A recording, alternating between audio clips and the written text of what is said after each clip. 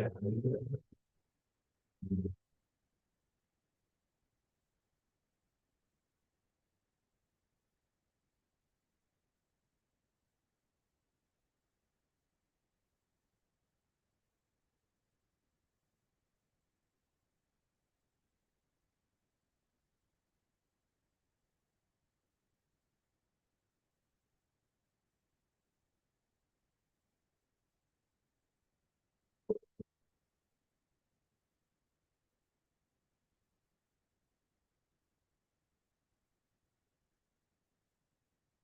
Okay, let's start. So, welcome back. I hope that you guys use your time wisely and enjoyed the spring break. Yeah, we roughly have half of a semester left in front of us, right?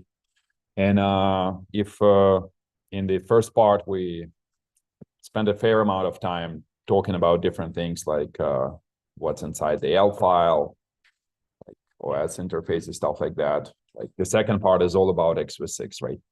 And just to remind you where we are roughly just, we booted into main for the x86, right? And your homework assignment number 3, which is assigned right now, is to boot into main, print hello world, set up a page table, right? So it's kind of like reach the same point as this main function. It's slightly easier because we're not going to build a bootloader. We're using grub, but the other things should happen as well, right? So that's exciting. So you're going to build boot into main, and not really like you can build a tiny minimal allocator similar to this one, right? But you can do something simpler as well. But anyway, so we said, okay, sure. So we're running in main. We set up a new page table, initialize it in this function. This page table like maps all available physical memory. And we say, look, at the end of this main function, we want to run the first process, right? And this first process will be init.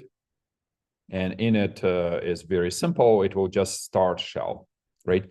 And shell will, like, we know what shell is doing, right? So essentially our interface to the system will start other processes, right?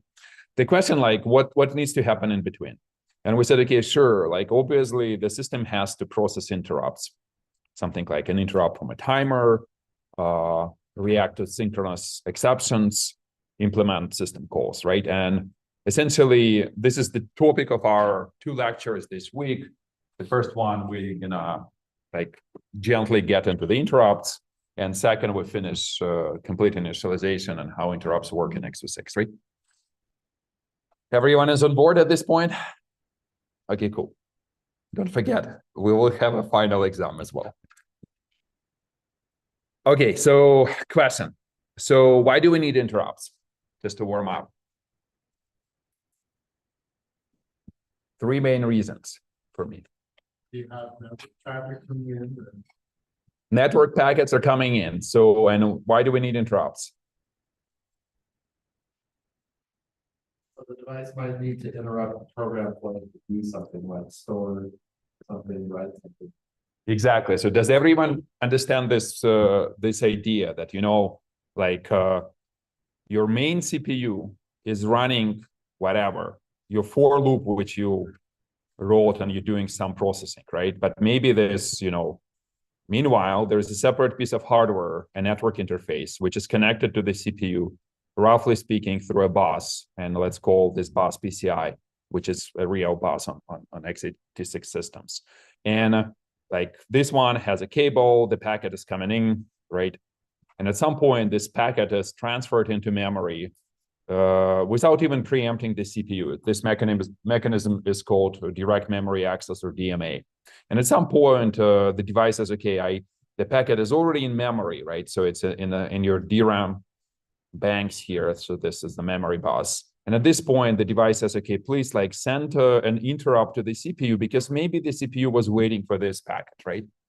Because typically whatever is coming, it doesn't have to be a network packet. It can be a disk, or it can be just a keyboard, and you press like a key and you say, look, I want to like terminate the currently running program. I'm clicking like pressing Ctrl+C or something like that, right? So all of these devices will be connected through a similar bus and will send an interrupt preempting the execution of potentially never-ending program, which is running this infinite for loop. So does the DMX stuff go through the page table? It does, but through a different page table.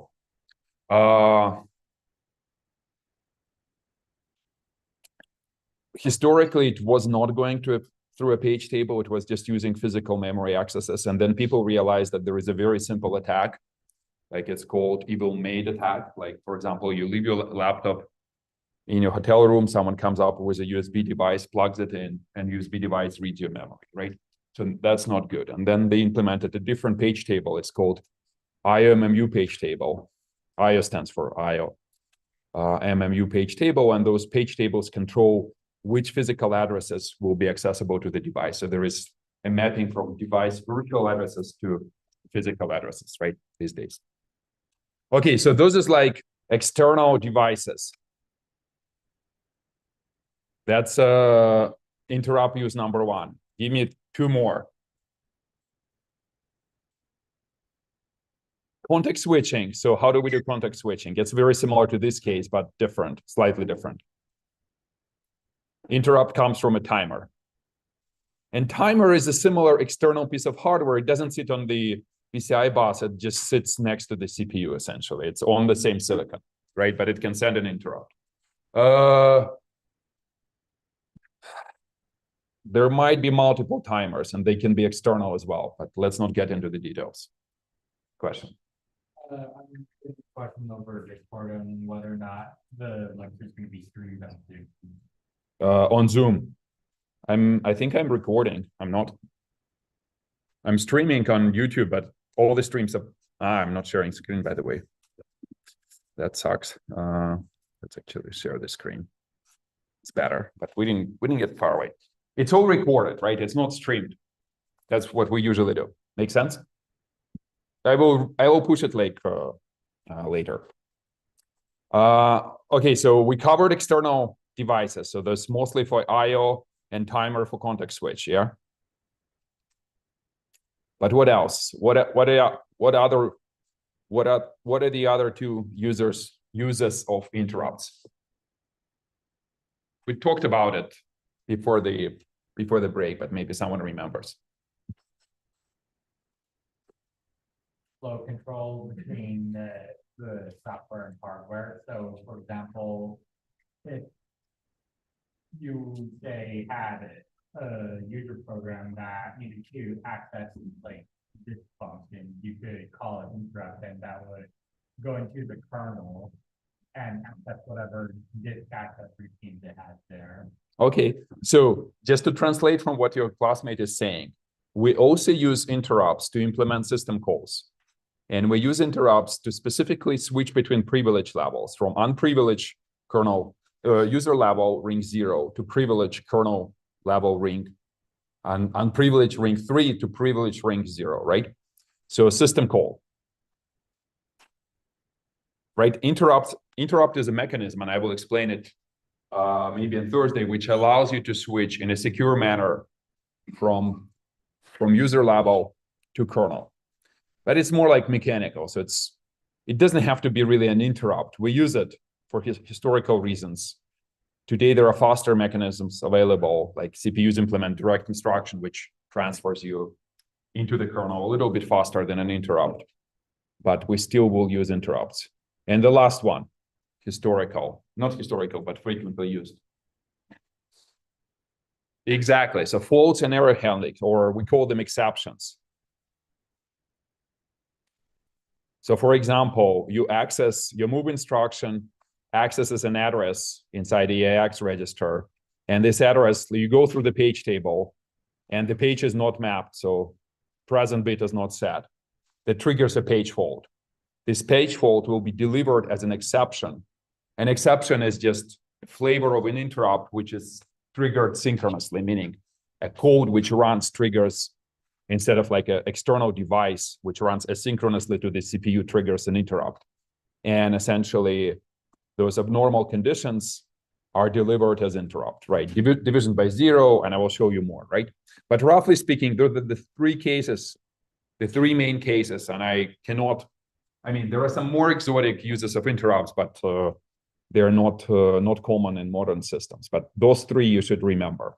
So exceptions, interrupts from external devices, exceptions are synchronous abnormal conditions. External devices are asynchronous interrupts. Just asynchronous means that there is a piece of hardware which runs in real physical world at the same time as your CPU, and it suddenly decides that it has to preempt the CPU, and it sends a signal, right? And system calls is a special mechanism which allows you to transition between user and kernel, right?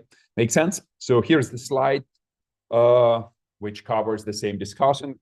Essentially, we talked about like synchronous interrupts, something that happened, OS needs to handle it, like unmapped page, asynchronous notification from external devices like network interfaces and a timer, for example, and special case also synchronous when you invoke a special interrupt, which you designate for transitioning between user level to kernel level to implement system calls, right? So what happens when we really, I mean, what is happening at the level of CPU when the interrupt condition is like essentially when we have to process an interrupt? And the reason I'm explaining this is just to make sure that we all understand that interrupts are not some magical super like special pieces of code. Really, it's almost the same as regular code, but let's just take a look at what's going on here. So typically, remember when we execute like instructions, that's how CPU works. We run through this fetch, decode, register, read, execute loop, right? So it's like instruction by instruction by instruction, pointed by the instruction pointer. We might have a stack setup if our language, and most languages are, use stack, right? But if not, sure, we can run without stack as well. And that's totally fine. So that's normal, right? So that's how CPU essentially executes. However, like after every instruction, before committing it to memory, the CPU checks whether everything is fine and no exception was triggered, like you didn't divide by 0, you didn't try to access memory, which was not mapped. And if everything is fine, you commit the instruction, right? So the effect of this instruction is actually like recorded by this CPU. However, if there is an exception condition, right, it can happen in two cases. After either like synchronously when the instruction accesses, like for example, unmapped memory or something, or divides by 0, or typically like you choose a point in a pipeline when you say I want to deliver an external interrupt, like from a timer, for example. And at this point, CPU says, okay, sure, I will switch to the exception handling pass, right? And what is this exception handling pass? What do you think has to happen at this point?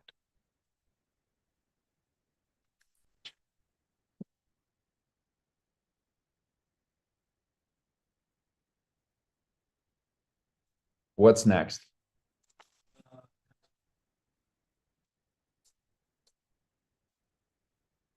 And how do you think you will decide?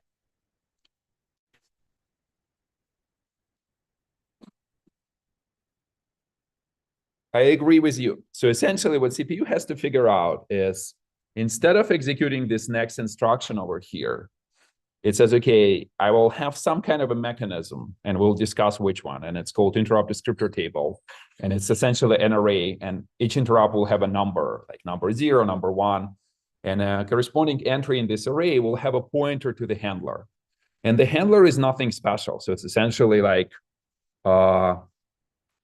just allocation in memory. Like in the table, there will be a new value of the instruction pointer, which will point to the instruction, the very first instruction of the interrupt handler. Interrupt can also change a stack. It's sometimes useful because maybe in the first place, the interrupt was triggered by the fact that you ran out of stack.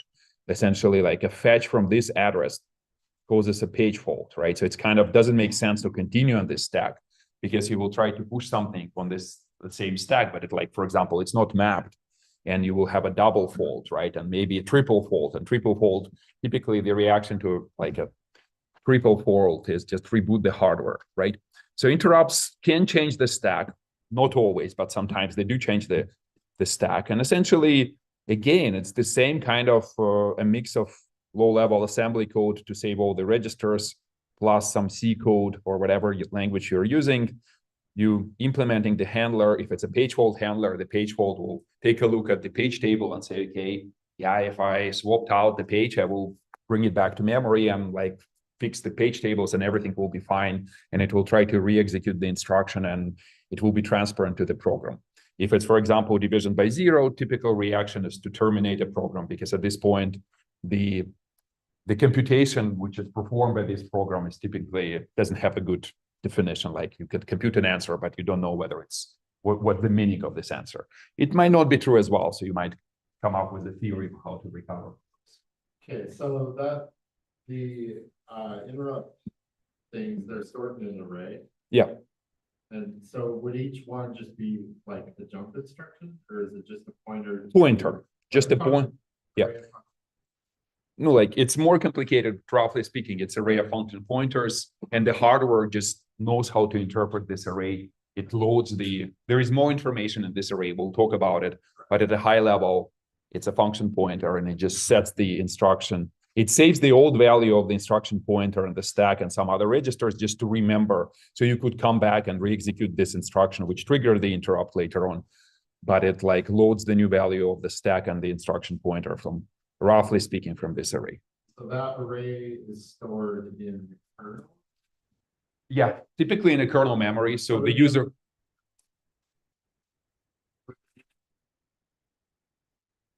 No, remember our story that every process maps the kernel memory, right? It's just easier. It's not always true, and we can discuss why you might build a kernel which does not have this agreement or this setup. And a typical reason is to defend against the meltdown attack, side channel attack. But in our case, every process maps kernel memory. The interrupt descriptor table sits in this kernel memory. And essentially, like just the hardware has a register, which is called interrupt descriptor table register, which has a virtual address of this table. And the hardware just reads the table, has an interrupt number, fetches the entry point for the handler, and just jumps to it, roughly speaking. Make sense? But again, this is a normal setup, and you can come up with more exotic setups. A typical normal setup is so the user code does not control what happens on the interrupt, because if you can override a interrupt descriptor table on a timer, you say, well, nothing happens, you will never context switch, for example, and so on. It's a security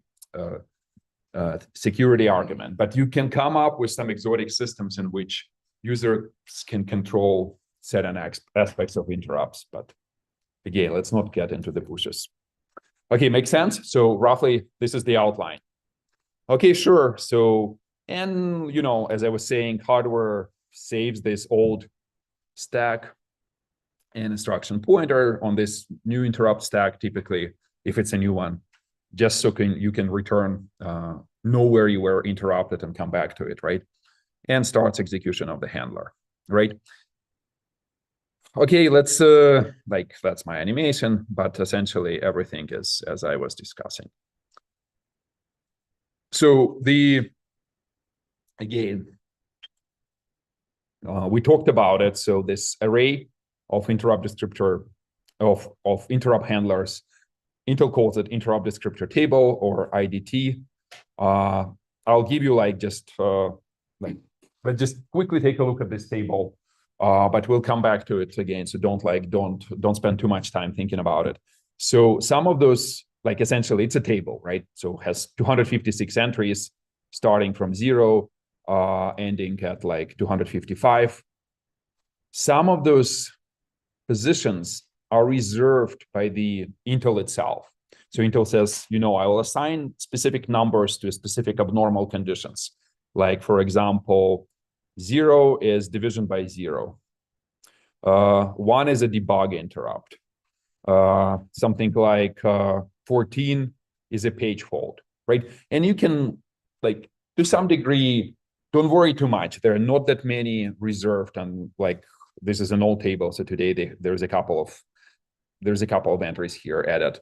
But the idea is that those are abnormal conditions and your program will react to those, right? So for example, typically when Rust or some other languages generate something like, I want to trigger a panic, they generate a code which is something, I think they use this invalid opcode.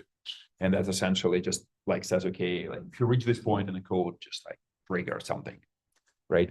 But I mean, I can be wrong about it as well, but you'll understand them all. Don't think too hard about it, but it's a table. The high level idea is that some of those are reserved and the rest of it is configured by the operating system. And historically, like Intel reserves up to number 31. Number 32 will typically be used by hardware devices like keyboard, timer. So in fact, I think interrupt 32 it's all flexible, but it's like a tradition to configure those to essentially like timer will be number 32.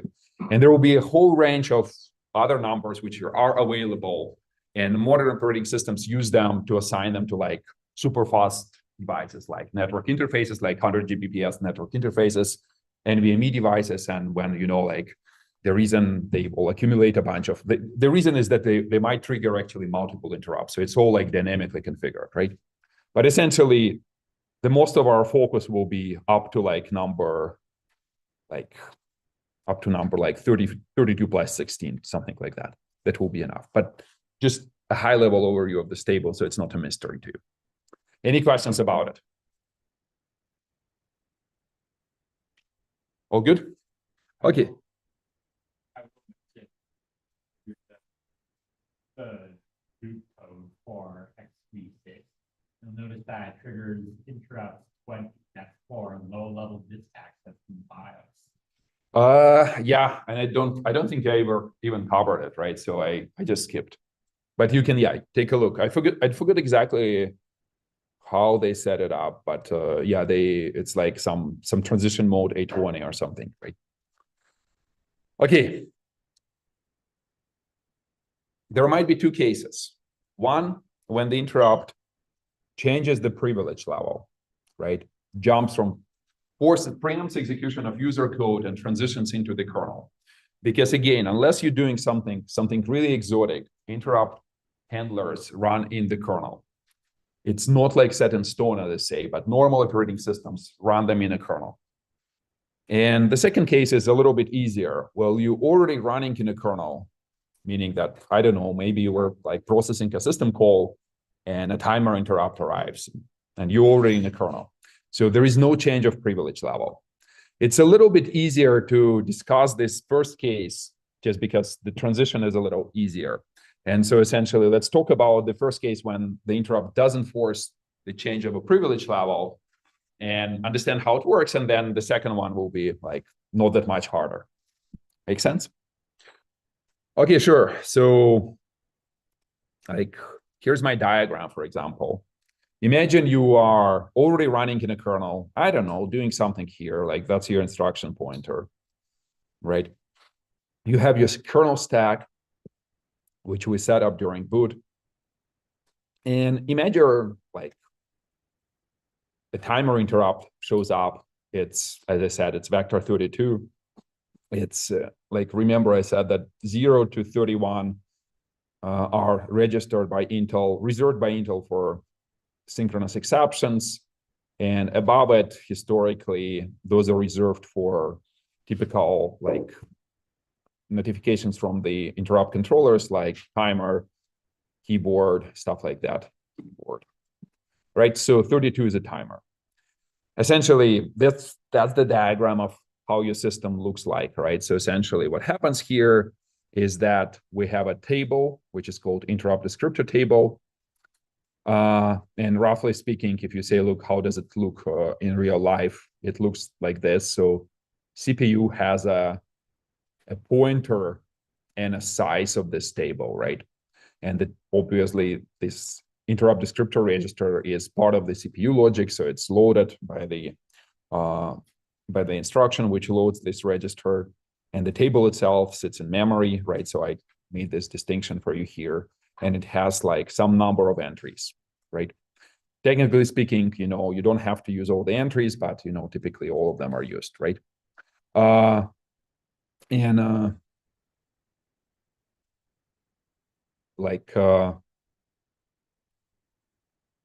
I wanted to show here, I forgot already. Like the idea here is this is like from a newer Intel machine. So on 32-bit systems, this pointer is 32 bits. On modern 64-bit systems, it's 64 bits. It's a virtual address, right? It will go through the translation and will land on a physical address, right? And the limit is 16-bit table limit. What's inside each entry of the table? And we kind of like, we roughly talked about it, right? So the most important field for us, and for historical reasons, because it was growing in size, it's kind of split. It's called an offset. And the bits of this offset is essentially a pointer to the actual handler. So it's split in 3 parts. So 16 bits, the lowest 16-bit of address, the middle 16-bit of address, and the upper 32 bits of address are split like this. So historically, this was an entry in a 32-bit system, right? And it was fitting in like in what is it? 8 byte, right? 8 bytes. 4 bytes for the handler plus the other 4 bytes for the flags and other things. But of course, on 64-bit entries, on 64-bit systems, they had to double the size just because the pointer to the handler was not fitting it, right, into 32 bits. So now the entry is 64-bit, and the layout, like they essentially took, and they did not modify the 32-bit part, just added another 32-bit of the top bit of address, and this part is currently reserved, not used, right? And this is the entry in a table. So most important part is the pointer to the handler, but there will be some other flags and some other things which control how the interrupt behaves. We will gradually look at them and understand them as we go, right? But essentially what we care about is this vector offset, right? Make sense? So interrupt handlers, as I was saying, just you can use any programming language to generate them, but typically you will have to use a little bit of assembly code in the beginning of the handler, which you have to handwrite to save all the state, because you say, look, I probably care about the user registers and everything. So before running my C code, which you don't really know which only saves the caller saved registers, right? So you at least have to save callee saved registers. And after that, you jump to C or whatever the language you're using, just because you don't really have to stay in assembly for too long. But essentially, everything works as normal. So if you have machine code, you just compile it, link it, and just put the pointer into the handler, right? Into the table. So this is the pointer, points to the entry point, and so the hardware starts executing this vector 32. If I ask you a question, so there will be naturally, like before the interrupt showed up, you had your state, you had your instruction pointer, you had your stack pointer, and of course you had all the register, RAX, RBX, and so on, right? Whatever, R15. My question is, how do you want to save this state and this? Like what needs to be saved what state has to be saved by the hardware, and what state can be saved in software in the interrupt handler itself?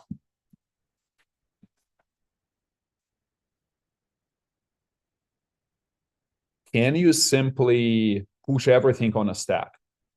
Essentially say the hardware will save everything, right? That's a reasonable idea.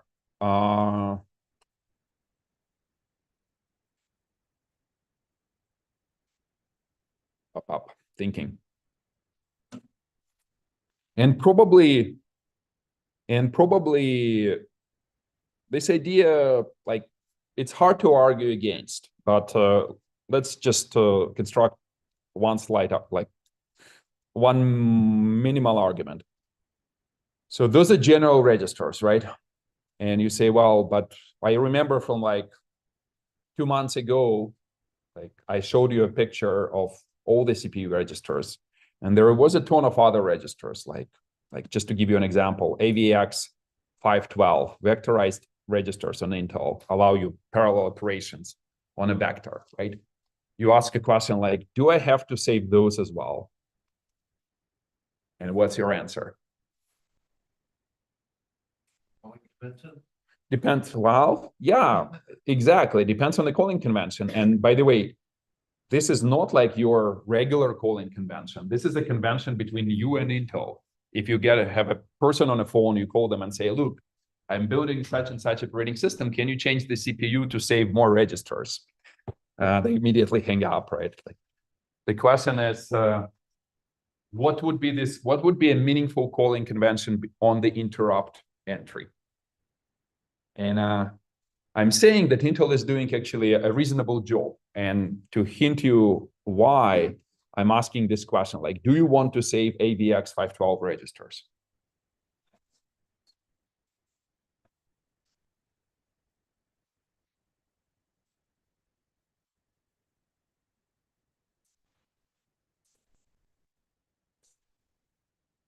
Exactly. So, and this is the argument which everyone kind of accepts. Like I mentioned AVX 512, but you probably know floating point, and those are like different registers, right? And you say, look, unless my interrupt handlers will be using those registers for whatever reason, and you might, but in most cases you don't because they're relatively lightweight. It's a timer interrupt. You do a context switch. In most of the, I mean, it's a design. It's again, it's your design decision. You might build a kernel which extensively uses AVX registers, and it gets faster in some use cases, but maybe not always. And Linux, for example, doesn't. So the kernel only rarely uses floating point and AVX registers, and then the kernel, those parts of the kernel save those registers explicitly. But neither x86 nor Linux nor most of the kernels save those registers, right? You say, wow, I don't have to save, I'm not using them. I'm not going to touch them. I don't want to save them. It takes time, right? Sure. Then you push this argument forward and say, like, what about those registers, like regular general registers? And the argument kind of like applies. You say, look, well, kind of, yeah, I will use them, but maybe let's not push it into hardware because I want to make everything as flexible as I can. And so the idea is that the hardware saves only the most minimal set of things which are gone immediately. I mean, meaning that they cannot be saved on the very first instruction of the handler, whatever it's like int, whatever, like vector 32, your handler, this is the label, and you place some instruction here. And no matter like what you decide to save here with a move or push, this state is already gone because it was like reloaded or destroyed by the interrupt transition itself, right? So the idea is that the hardware will save only the most minimal state, which is immediately changed by the hardware itself, right? And it will push it on a stack, as you said, right? But everything else you will start saving here. Like if you want to save RAX, you will have to save it here, right? On a stack, for example. You can push, you don't have to move, right? Stuff like that, right? So what is this most minimal state, which is immediately overwritten by the interrupt handler itself? By the silicon of the hardware, like logic of the CPU here, which essentially jumps to this handler.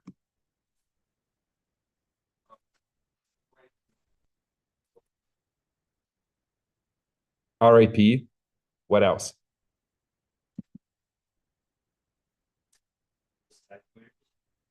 If you're changing this stack, then you will save the stack as well. Two other things, I mean, the rest of it is hard to guess, so I have to start explaining. But those two, at least you understand the logic, like RAP, RSP. Of course, with on Intel, remember the addressing mode, segmentation is always on. If you have an address, if you have a code address, you obviously will have a code segment register. So you have to save this. You have to save those guys at the tuple, right? Essentially both of them. Same for stack. So data segment has to save along with the stack register, with a stack pointer, right? Okay, sure, that's like 4 things. And it turns out that in this interrupt table, you can set a flag and you say, I will disable all subsequent interrupts, or I will not. And this flag is actually is stored in something what is called R flags register, right? Remember flags, it's like you do a compare instruction and it sets some whatever. Result of the comparison goes into this R flags register. And so here there will be a bit which says, okay, are interrupts enabled or not, right? And this interrupt flag, you don't know the state, because if the table says, okay, do not deliver subsequent interrupts, the old state is gone. Maybe it was 0, and now it's 1, for example, right? And so essentially you also save R flags. So just those 5 things, that's the most minimal state, which is essentially overwritten by the interrupt transition. There was a question.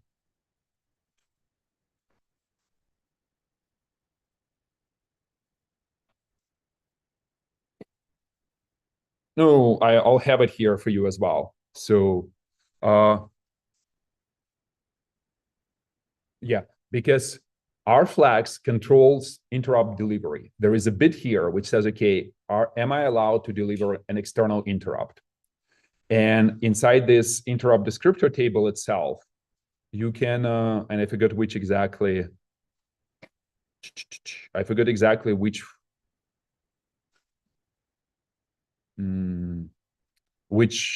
which field, but one of those controls this, like essentially whether the interrupts will be disabled on entry.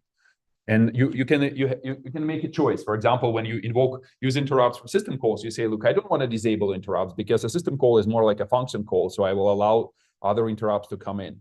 But if you're doing like a timer interrupt, receiving another timer interrupt while you're processing the first is doable, but complicates your life by a lot. And you say, look, like, let's disable them, and we'll see how it works. And so essentially, when you transition from this table, the table itself can say, look, I will change R flags because I will set a bit, and you want to know essentially the state of the previous R flags and whatever the bit was there, right? So essentially, that's why you're saving R flags. But logically speaking, you always save this, like the way to think about it, you have to save RIP because you jump to a handler. RIP comes along with a code segment, right? Because it's always a tuple. You have to save RSP because interrupts often change stacks, not always, but very often on 64-bit machines. Yeah, not always, but often. And okay, it's also a tuple, so that's why you save these 2. And finally, R flags, because you might lose the fact that you don't remember whether interrupts were enabled or disabled before. Okay, so it's the interrupt, and it goes to the interrupt handler. Mm-hmm. But if it's in the interrupt handler, isn't the RIP in the interrupt handler? Correct. But it somehow saved the old RIP somewhere else yeah, before it entered that interrupt. correct. The hardware, the silicon itself, the logic of the CPU saves it. Like the gates, the Intel says, okay, here is your interrupt transition. This is how it will behave. You give us a stack, and we will push those 5 things on this stack. The stack that it's pushing to is the Correct. So, and then this is my slide here. So sometimes it's, in addition to this 5, it pushes like something what is called an error code with some interrupts, like say, this is an additional bit of information, error code. So we'll push it there as well. But let me show you here. So essentially, if you,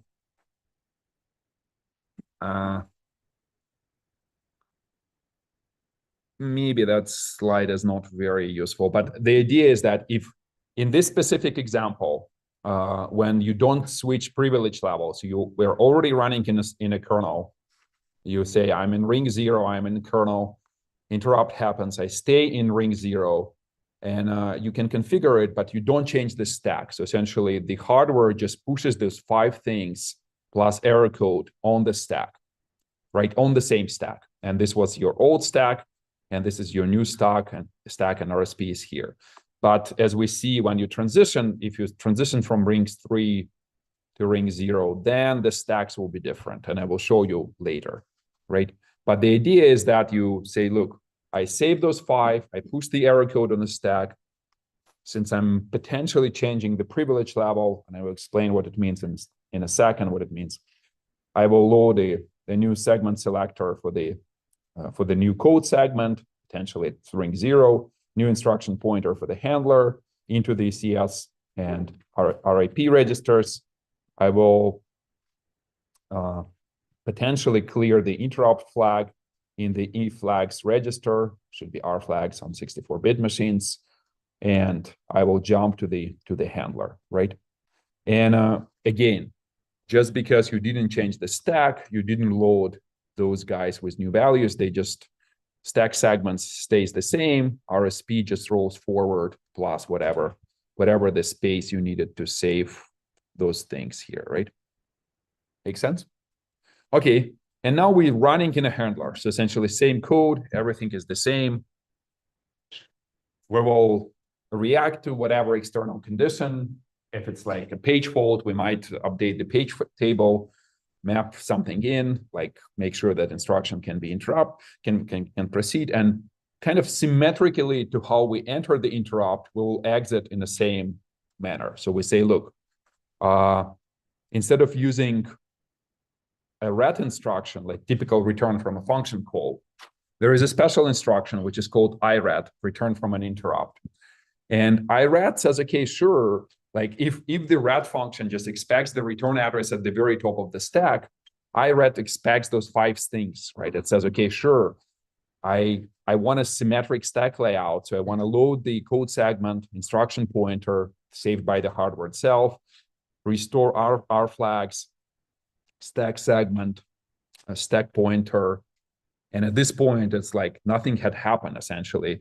If you were running, like if you said, sure, I have those, my stack currently pointing here, I do iret, those guys get loaded in the hardware, and your old, like essentially if you have your RAP pointer here, which was pointing to some other location in the kernel, it gets restored, and essentially execution continues, like in a matter kind of transferred to the code which was running before. If it was timer interrupt, you might don't do a context switch. You say, look, well, I just account the fact that I received a timer interrupt, increment some stats about for how long the program is running, and immediately return back and continue executing the old code. Make sense? Or maybe you will receive like a network packet and you say, look, I will add it to some queue and then process it and then resume execution of the old code here, right? So any questions about what gets saved and what gets restored by the hardware on the interrupt transition? Question.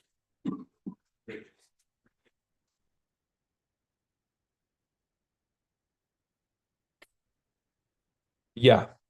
So, and it depends on what you want to do as a designer. So the only like super critical interrupt is a triple fault, meaning you enter an interrupt, and inside the interrupt, another interrupt happens. This interrupt is double fault. And if you fault again inside the double fault, at this point, the hardware says, okay, you're done, we'll reboot. It's called the triple fault.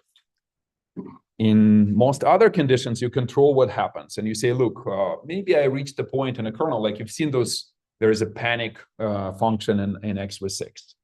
And at this point, you say, look, for example, x86 does not support page faults. So it assumes that the page is not mapped, then something so bad happened that there is no way to move forward. It just simply, at this point, the kernel is incorrect to begin with, and the kernel just says, okay, I don't know what exactly it's doing. It's probably just looping, doing nothing, but it doesn't return from that interrupt, most likely. You can check how panic works, right? But as a designer, you can control what you want to do. Sometimes Linux tries like a best effort thing, like for example, if it says, okay, I detect the fact that something has crashed, I will stop running this code, but I will try to move forward, which is kind of like, in most cases, not the best idea to begin with, but it does it. And sometimes it like triggers something like out of memory killer, trying to terminate some processes to make sure that, you know, other things can run, but it's not like it, you can control. And again, it will become more clear what design choices are possible later on. Let's just study the mechanism first. But again, sure, like any questions about how everything else gets saved. So I said, okay, only these 5 things are saved by the hardware. Everything else, you like all the general registers, if you like to save them, typically at the very beginning of this code, you write some assembly instructions, which will push like all the registers which you want to save onto the stack and then restore them before exiting from the interrupt, right? Make sense? So, but it's in software, not saved by the hardware. Okay, just to make sure that we like understand everything. Let's do this poll real quick.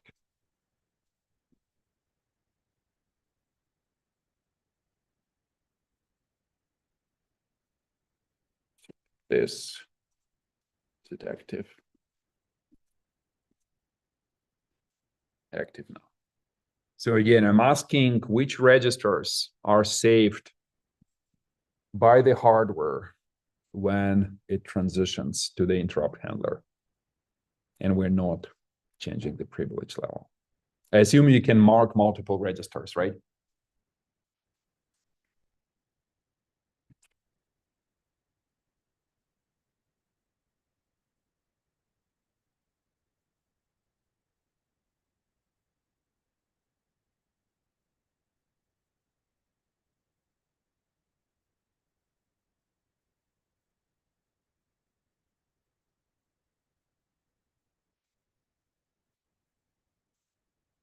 Which one?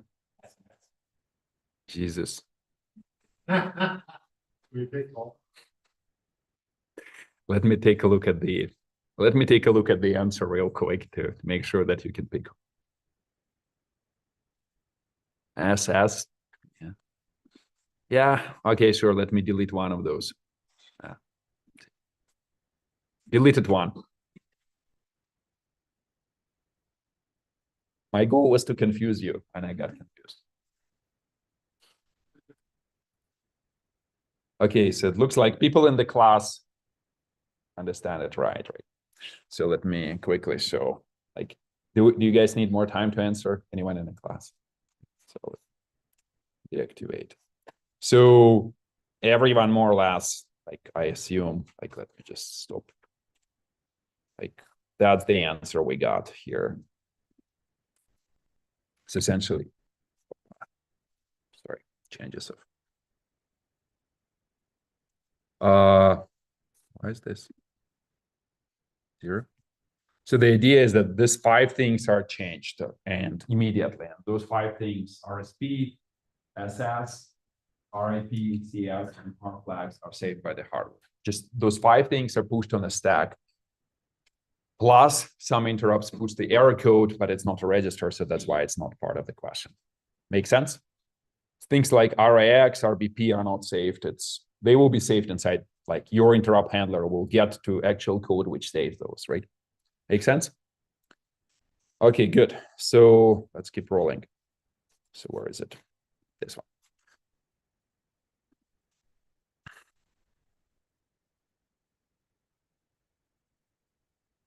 Okay, I keep saying privilege level, privilege level. I was saying it for like half a semester. And finally, today is the day. I will explain what those privilege levels are. How many people know what these are? What is privilege level? Or what is 1? Reliably? 2? Not many. Okay, good. Then it's useful. Okay, I talked about it enough, so that's time to explain. So my regular question. So can a user process override kernel memory? An obvious answer is no, right?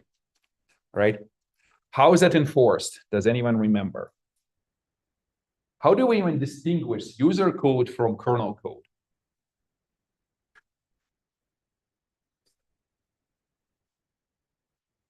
We set a flag in a page table, which says, which controls, like, and here I mark green entries in the page tables, in the page table have this flag. It says user accessible. And for those yellow one, U is not set, it equals to 0, right? But how does hardware interpret this flag? Do you remember? I mean, you probably don't remember, but do you know? at a high level, the hardware tracks, it has an idea of current privilege level, CPL. And it remembers like, okay, sure, you're running at some privilege level, and the kernel is running at CPL 0, the most privileged level. Do we know how many privilege levels are on x86?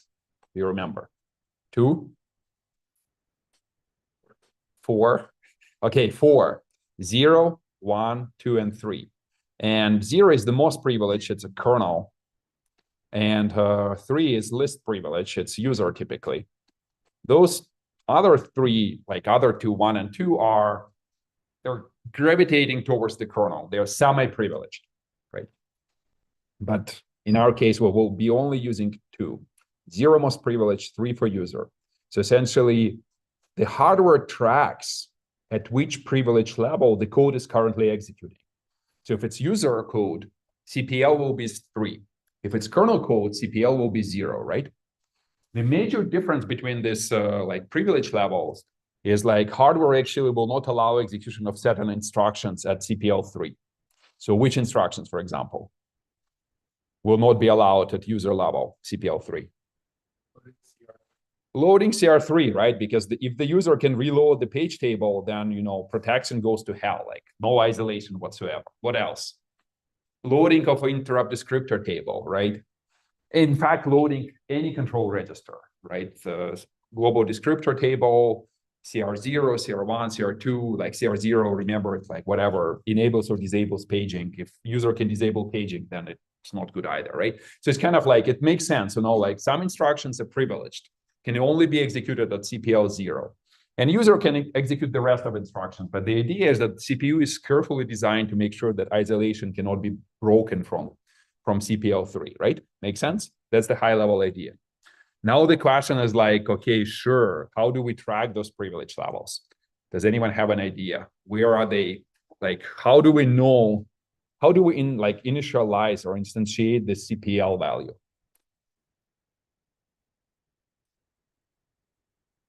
Do we remember? Do we remember global descriptor table? Remember, I keep saying that the Intel hardware actually does not use segmentation. We'll come back to it in a second. But it still requires you to have a global descriptor table and segmentation enabled to make sure actually that it actually tracks the privilege level. So just to remind you, remember segmentation. Each address is a pair. Like for example, if you have like actual RIP value here, there will be a code segment value which will choose an entry in the global descriptor table, right? CS, the CS value will choose an entry. And this entry right here will have a field which is called descriptor privilege level. It's only 2 bits. 2 bits is enough to encode 4 privilege levels, right? And essentially, when you configure global descriptor table, you say, look, if I put 0, then when this code segment is loaded, my CPL becomes 0. If I put something like 3 here and this code segment is loaded, then my CPL becomes 3. Make sense? So the global descriptor table allows you to configure the privilege level for a specific piece of code which you're executing, right? We haven't done it yet because we say, look, we're running in a kernel. So like explain us, like when do we even get to user? Okay, sure, let's do it. Okay, sure. So essentially, the hardware loads the entry from global descriptor table in some internal CPU logic. The CPU says, okay, I will remember it and I will call it current privilege level, and it can range between 0 to 3, right? And essentially, it's loaded when the code segment is loaded. Natural question is like, how often do we load anything like a code segment, right? Just a slight introduction about privilege levels here, but we talked about it just a second ago. Essentially, the 0 is the most privileged level, and it can access segments, which is like only partially true on modern 64-bit hardware, but it can access 0, 1, 2, and 3. 1 can access 1, 2, and 3. It essentially can transition and 3 can access only 3, right? And some instructions are privileged, like for example, they can be only invoked at CPL0. So as we discussed, loading the global descriptor table, changing control registers like CR3, which is the root of a page table, right? Okay, question. So when did we transition to CPL0? Does anyone remember? Remember the boot sequence. How did we end up in CPL0? It started in some obscure mode of execution, which was 16 bits, real mode of execution.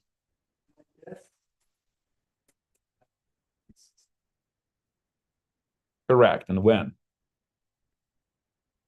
And protected mode wasn't even like 64-bit mode. We first jumped in 32-bit mode, right? So how did we do it?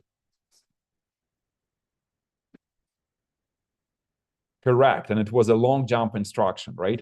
And this long jump instruction, it actually it looked like this, long jump, and I kind of like desugar it here, but it says, okay, please use the entry number 1 in the global descriptor table and jump to address start 32, right? And this entry number 1 in this global descriptor table was configured with descriptor privilege level 0. If we would jump to 3, I don't think we would be able to exit 3 as easily. We would stay at 3. It's a good exercise to explore.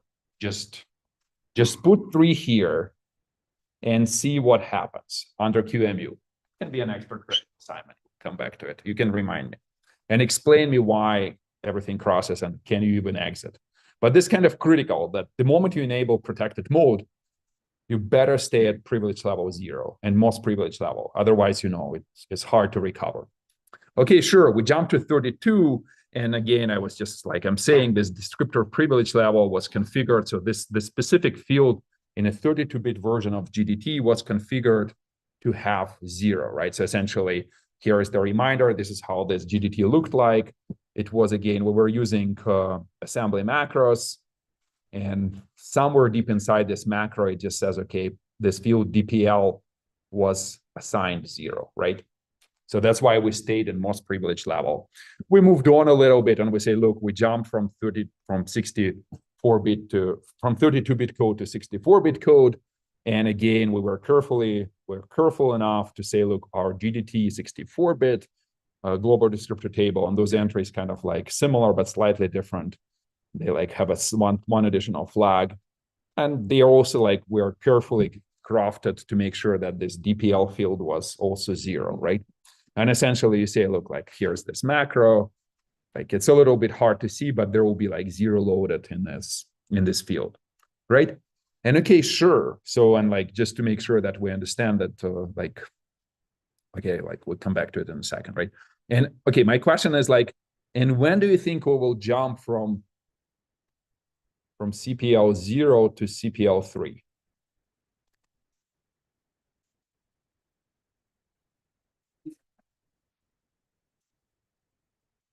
Before we jump to main, but why? In main, we still want to be in a kernel, right?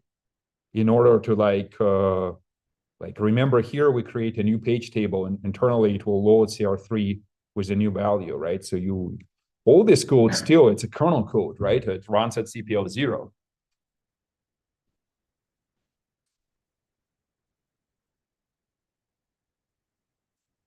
Correct. So what you're saying is that we will only jump to CPL 3 when we start executing user code. And the very first user code we're going to execute will be init process, right? So when we do a context switch into the user process, and I will explain how it works later, but essentially at some point as part of this context switch, we will reload like essentially the CS register. We will reload it and make sure that it will no longer point to like the entry was DPL 0, but instead we will create an entry here which will have descriptor privilege level 3. And more specifically, the way we will load the CS value is we can use iret instruction, right? Because remember, iret restores the control CS register, right? And this is how we will be exiting in user level. Just in like, and essentially we were running in the kernel. And then at some point you say, look, sure, like time to run user code. At some point we will configure this stack, and this CS will be pointing to an entry in the GDT, which has like DPL3.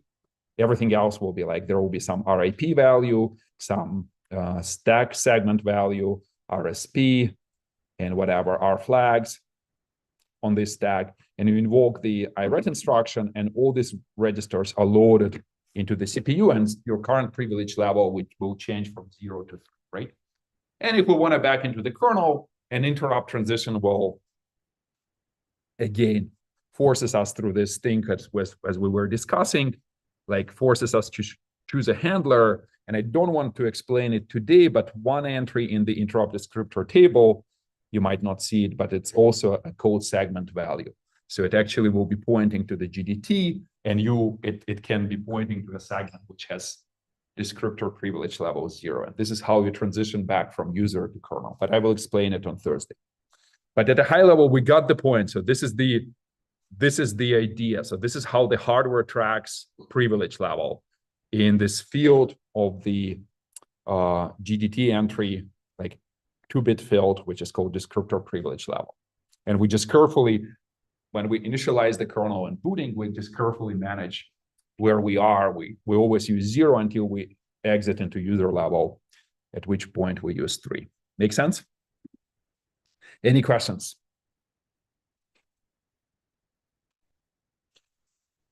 And just to understand that we like, okay, how do we exit to user? So like, again, we like part of the main function, there is a function which has seg init. It initializes the new global descriptor table.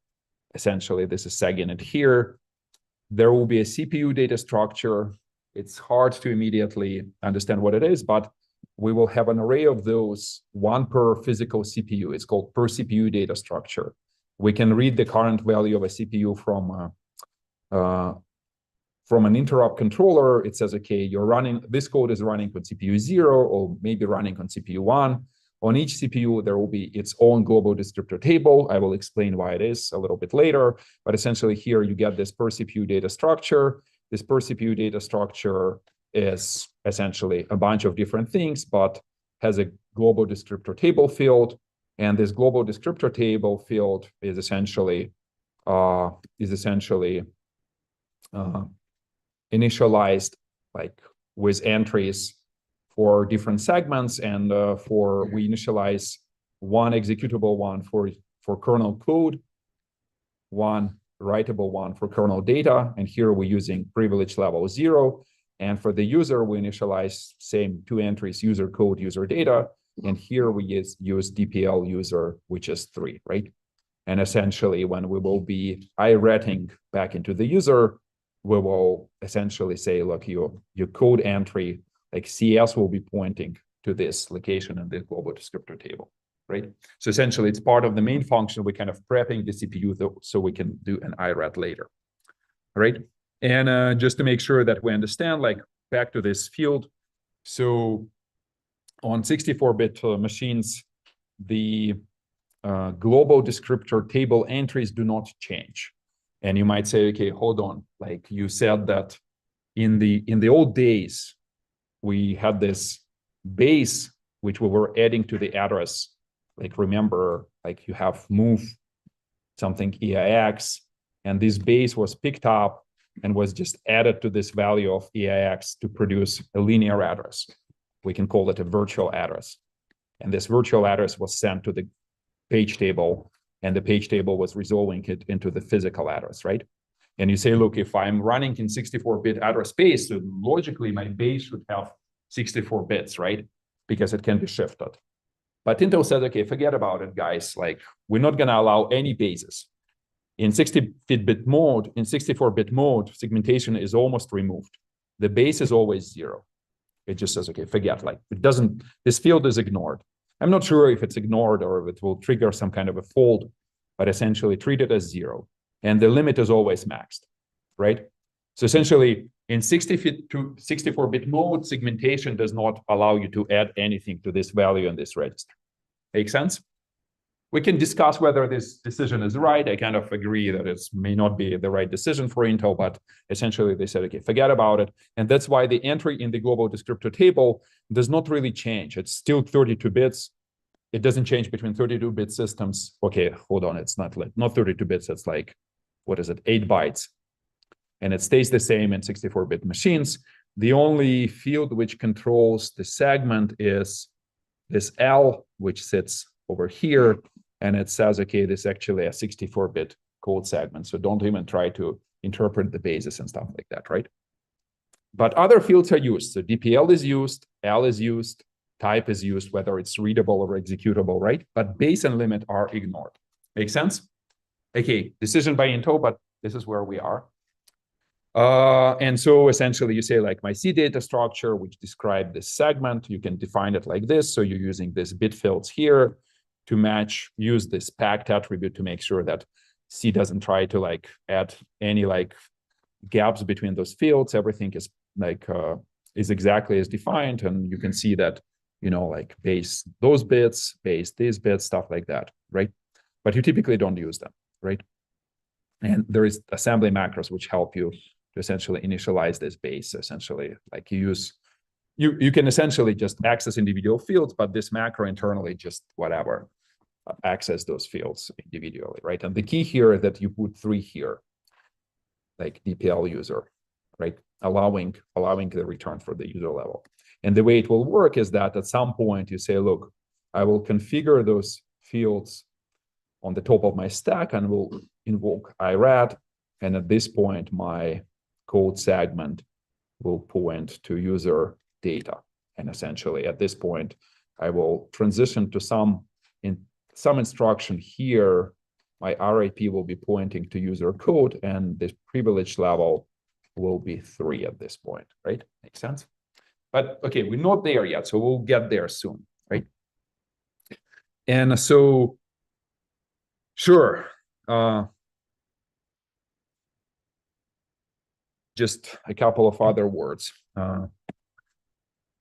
Most operating systems today use only 2 privilege levels, 0 and 3. So levels 1 and 2 are typically just not used at all. Some exotic systems like Xen hypervisor leverage those levels. Like they will leverage 1 on 32-bit machines. On 64-bit machines, there is no real reason to use those because like segmentation is off, so you can't do much with them. But essentially everything runs at 0 and 3. And this is called kind of like a flat segment model. Like segments cover the entire address space, bases are 0, limits are unlimited. All the segments, right? All the segments besides 2. The only 2 segments which Intel allows you to configure the base for are FS and GS. And those are not like picked up from a global descriptor table because there is no space to save those bases, right? No, like Intel says, okay, sure, guys, we'll give you 2 registers. One is called FS base, one is called GS base. And you can use specific instructions to write those bases, right? And you use those to, in real terms, in real code, you use those to implement per CPU data structures in the kernel and TLS or thread local store in user level. And like depending on like how you configure your compiler and a language, either FS or GS will be used.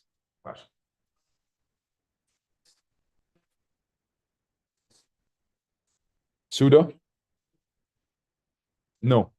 Yeah. Sudo, like a typical kernel may restrict which system calls or with which arguments a process can invoke. And if the process has a user pseudo privilege, essentially, and like there are different schemes for how to control those, and they're not ideal in modern systems, but essentially, and specifically sudo allows you to access all the files in the file system, plus maybe some additional operations, and I'm not an expert in like Linux security control. But essentially, just they say that this specific process can invoke the system call and do something extra, and others will be limited to a subset of those, right? Like for example, you super user can terminate all the processes in the system, sending a kill signal, but user can typically terminate only its own processes, right? Stuff like that.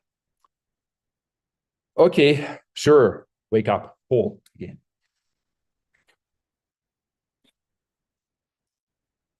So just a quick and easy poll, but still making sure that everyone is on board. And let me just switch, and I cannot switch because my mouse pointer is gone. Okay, I recovered the mouse pointer. So the first question is like, so how many privilege levels do we have on x86?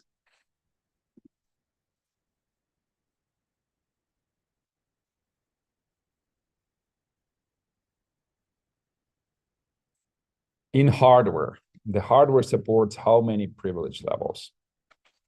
Do I allow changing answers? Probably. Okay, just let's say up to one time, right? And so select, otherwise it's like a heap spraying attack, you know, answer everything. One of them will be correct. Anyone needs time to answer this? We're all good? Move to the next one. So what's the answer? 4. I agree with this. Okay, sure. So, and just to make sure that we all remember which privilege level is most privileged. Don't tell. Yeah, that's a good hint. Yeah, love it.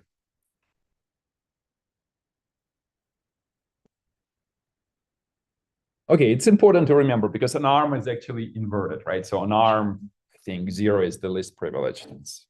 So it's, you think, okay, it's completely dumb, but just remember that different CPU architectures can define it different. Anyone needs more time for this one? No? Okay, deactivate. Yeah, so 0 is most privileged on Intel. So just remember this. Okay, and I still have like 9 minutes to finish, and there's something to finish. Okay, so I said that all the bases are 0 and all the limits are max. The question is, if this is our setup, you know, segmentation doesn't control anything. You issue an address here in EIX, it doesn't change because base is 0, right? It just falls through. How do we configure the fact? How we ensure the fact that user code cannot access kernel code or kernel data? Like, you know the answer. Correct. So it's a flag in a page table entries. And like we mentioned it before. So there is a couple of interesting details here, right? So we track CPL here, right, in a global descriptor table, or we track descriptor privilege level, which when it's loaded, this code segment becomes active, CPL is tracked, right? And so CPL levels 0, 1, and 2, they're kind of called privileged because here we only have one bit. It's either user or super user. I mean, Intel, for whatever reason, didn't add 2 bits to encode the 4 privilege levels. They probably were trying to save space in the page table because there is not much space in the flags area, right? So it only distinguishes between 3 and the rest, right? So if you're running in either of these, you will be able to like essentially access any entry in a page table. If you're running in at privilege level 3, only the ones for which the user bit is set will allow you to go through an entry and successfully resolve virtual address in a physical address, right? And the way it works is essentially each entry in the page table. So like at PML4, PML3, PML2, PML3, one, copy paste. We'll have this flag, right? And so essentially, if you say, like, this is my 4 levels of page table, you can actually configure them like user, user, user, and then say super user here. Or you can say, well, I will actually set S here, right? And it kind of like, it creates a trade-off, because if you say something like S here, then the whole 1 gigabyte will be mapped as super user. And if you say super user only here, then there's more granularity, right? And this is what x86 is doing. It always sets the user for all the levels besides the leaf, right? Which is okay. So like translation takes a little longer. Instead of like page faulting immediately here, if you say S here, like it will reach this level and then page fault here, right? So that's okay. But we get the point. So essentially, the idea is that you use segmentation to track the privilege level. You use GDT, you configure it. It will not run without it. And then you use the user bit in a page table to make sure that, when the user code is running, it cannot access those yellow pages, right? Because they will be mapped in, like, I don't have all the levels in the page table, but there will be 2 more levels here, PML2 and PML1, and they will be mapped with yellow bits. Or essentially the leaf in x86, the leaf will be yellow. In order not to confuse you, I decided to make sure that these are also yellow. But in x86, actually, the only yellow will be here in the PML1. Make sense? Okay, and that kind of brings us to the end of detour. So essentially, we understand privilege levels now. Like a lot of this setup, like half a semester of talking was just to explain privilege levels. And now we're essentially ready to understand how interrupts will be handled when we actually change the privilege level. And let's not start it today because we only have 5 minutes, but let's finish it Thursday. And essentially, hopefully we'll finish the interrupts. So I'll see you Thursday then.